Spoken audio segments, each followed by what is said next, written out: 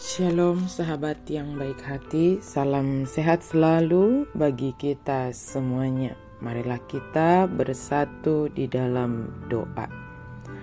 Kami memuji memuliakan Engkau ya Tuhan. Terima kasih untuk segala kebaikan-Mu dan berkat pengasihan-Mu.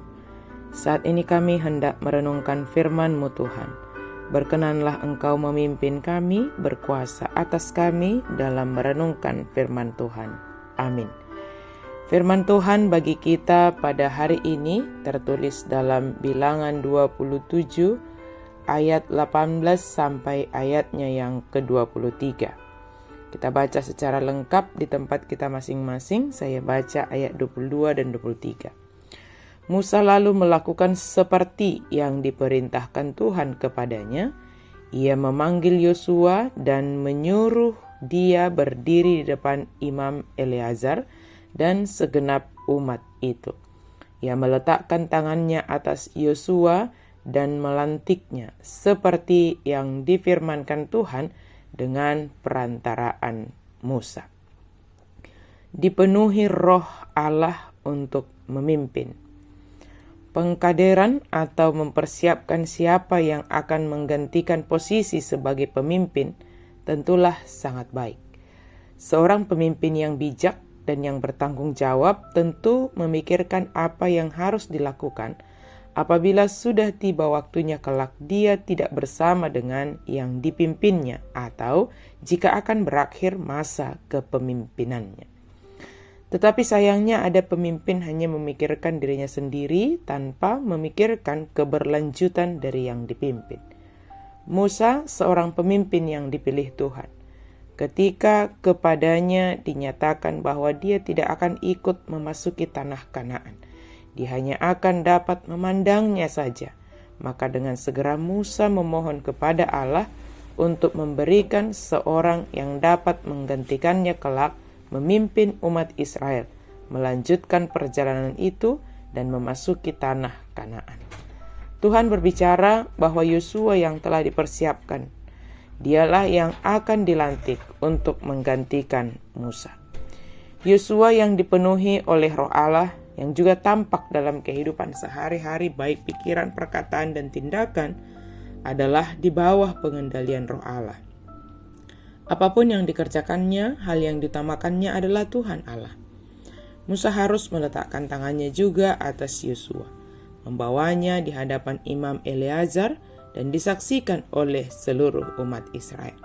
Semua ini menandakan ketulusan hati Musa dalam menyerahkan tongkat estafet kepemimpinan itu dan supaya seluruh umat menerima serta mengikuti apa yang akan Yosua sampaikan, perintahkan kelak sebagai hal yang berasal dari Tuhan seperti yang dilakukan Musa selama kepemimpinannya. Musa seorang pemimpin yang karismatis, berkarisma, marsahala. Tentu ini adalah anugerah Tuhan kepadanya. Seorang yang berkarisma, marsahala artinya dia memiliki kewibawaan, kemuliaan, karisma, hikmat, kesaktian, wibawa, kebesaran, otoritas, penuh kesaktian sangat diperlukan ada dalam diri seorang pemimpin. Dan Tuhan memerintahkan agar Musa memberikan sebagian sesuai keperluannya kepada Yosua, agar dia juga menjadi pemimpin seperti Musa. Kenapa sebagian?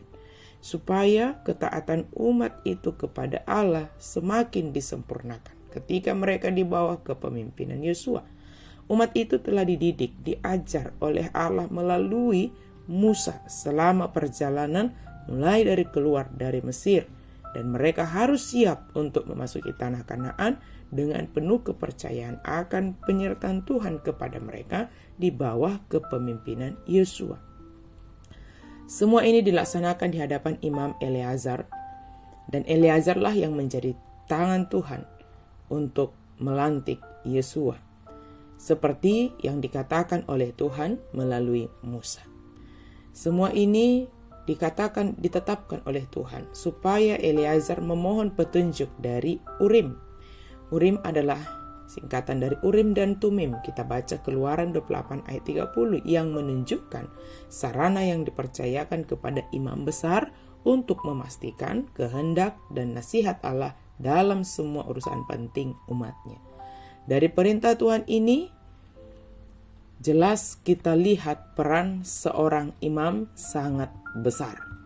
Imamlah yang melegitimasi dan menyampaikan keputusan Tuhan untuk mengangkat dan melantik seorang pemimpin. Seperti Yosua yang dipilih dan dilantik supaya semua yang dilakukan kelak adalah sesuai dengan firman Tuhan dan memimpin umat itu sesuai dengan kehendak Tuhan. Sahabat yang baik hati, kiranya Roh Kudus juga memampukan kita untuk selalu tulus dalam menyerahkan kepemimpinan. Dan biarlah Roh Tuhan, Roh Kudus yang menolong kita dalam melakukan tugas kepemimpinan yang diberikan, dianugerahkan kepada kita. Ketulusan yang diberikan oleh Tuhan bagi kita untuk menyerahkan kepemimpinan kepada orang yang dipersiapkan Allah menggantikan kita. Dan biarlah kepemimpinan kita selalu di bawah kepemimpinan Roh Kudus, sehingga kehadiran kita sebagai berkat yang menuntun orang lain melakukan kehendak Allah. Amin. Mari kita berdoa. Terima kasih Tuhan untuk firman-Mu. Biarlah kami senantiasa dipenuhi oleh Roh Allah dalam melakukan tugas dan tanggung jawab kami masing-masing. Ketika kami menjadi seorang pemimpin, baik di tengah-tengah keluarga, biarlah kami terlebih dahulu dipimpin oleh Roh Kudus, sehingga kami disanggupkan melakukan tugas dan tanggung jawab kami di bawah pimpinan-Mu, ya Tuhan. Dalam nama Yesus kami berdoa dan bersyukur. Amin.